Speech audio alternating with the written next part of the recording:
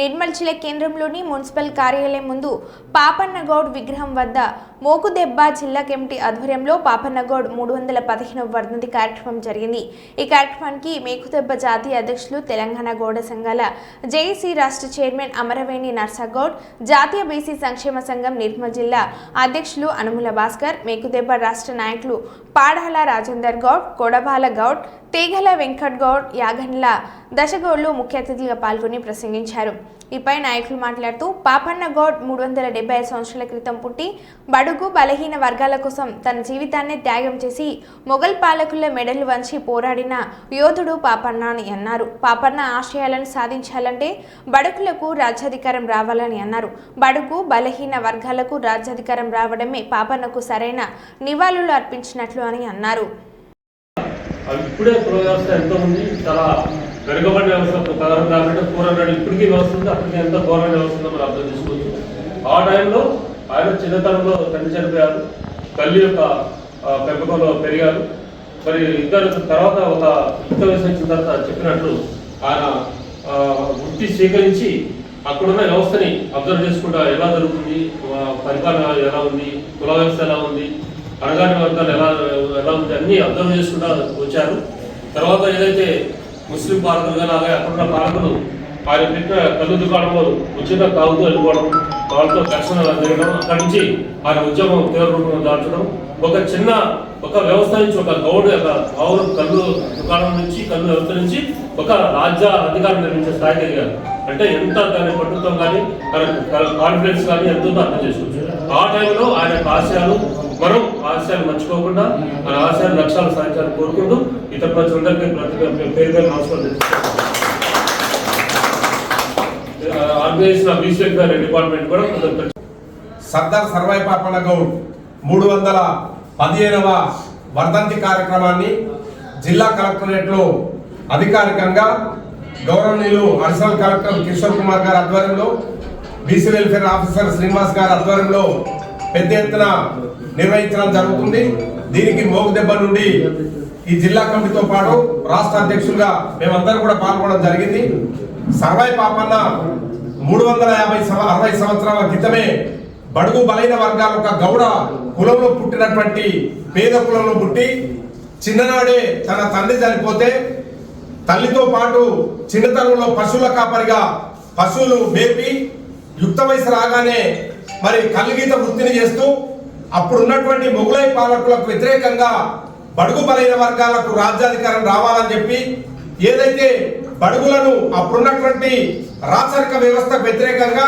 పన్నుల విధానానికి వ్యతిరేకంగా, అణచివేతకు వ్యతిరేకంగా, అత్యాచారాలకు వ్యతిరేకంగా పోరాడుత తప్ప ఇవన్నీ సాధ్యం కాదు అని చెప్పి 12 మందితోటి ముందుగా ఒక బడుగు బలైన వర్గాల చాకలి కుమ్మరి కమ్మరి వీళ్ళతోటి 12 మందితోటి ఒక సైన్యాన్ని తయారు చేసుకొని ఆ సైన్యం 12,000కు చేసుకొని దాదాపు ఈ రాష్ట్రంలో దాదాపు 20-25 కోటలను జయించి అప్పుడు మొఘలై పాలకులను గడగడ రాణించినటువంటి మొట్టమొదటి భారతదేశ దళిత బోధన విప్లవకుడు ఎవరు అంటే అది సర్వాయి పాపన్న। కనుక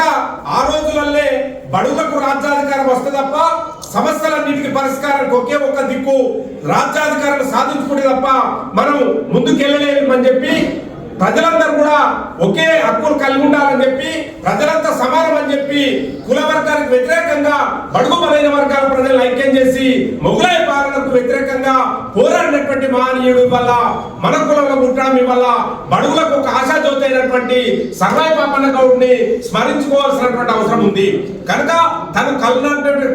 కన్న కళలు ఏదైతే బడుగు బలైన వర్గాలకు రాజ్యాధికారం రావాలని చెప్పి కళలు అన్నారో ఆ రాజ్యాధికార దిశగా ఈ రాష్ట్రంలో